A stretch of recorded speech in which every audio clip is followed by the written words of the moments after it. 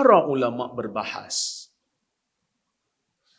Allah Azza wa Jalla ini boleh tak berlaku zalim?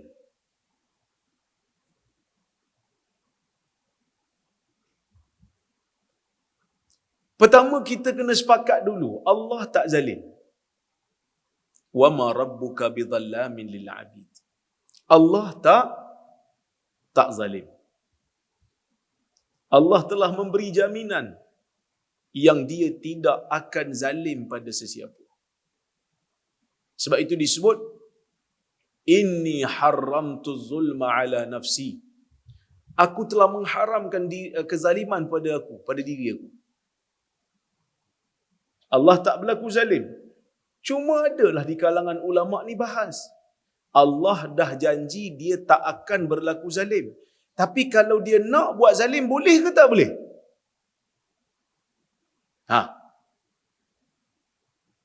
Boleh tak? Kalau boleh angguk. Ada yang angguk. Kalau tak boleh geling, siapa kata tak boleh? Geling. Yang tak geling tak angguk ni berkecuali. Ada khilaf di kalangan para ulama.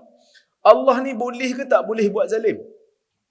Ada yang kata Allah tak boleh berlaku zalim. Kenapa tak boleh?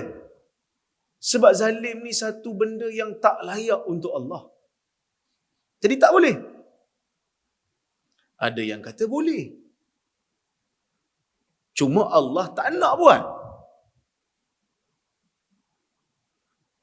Sebenarnya benda ni, kan, kalau kita bincang panjang pun, tak ada faedah banyak. Sebab apa? Sebab Allah Ta'ala kata apa? Aku tak akan buat zalim.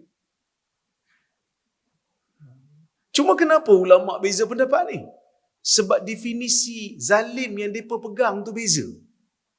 Kalau kita pegang definisi zalim tu ialah bertindak pada milik pihak lain tanpa izin, memang mustahil lah bagi Allah.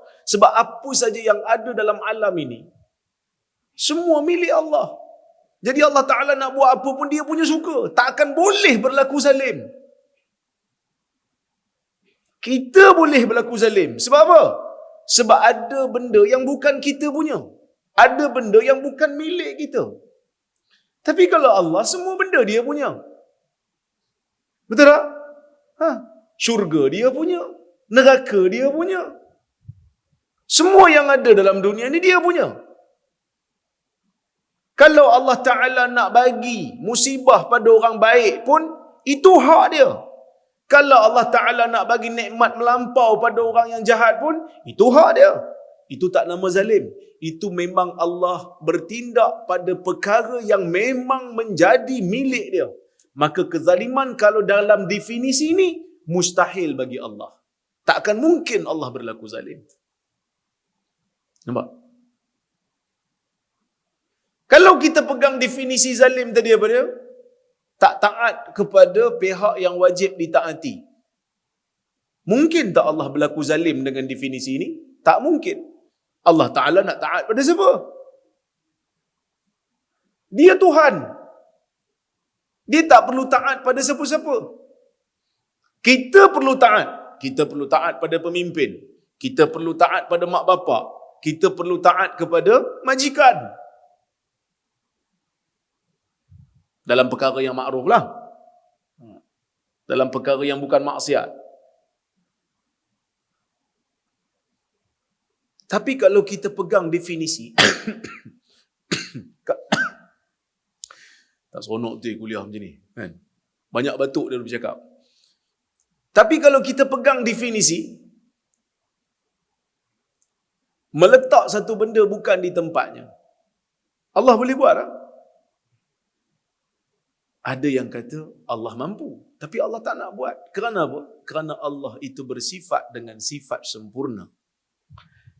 Kalau Allah Ta'ala nak ambil orang yang taat, nak pergi letak dalam neraka, Allah mampu tak?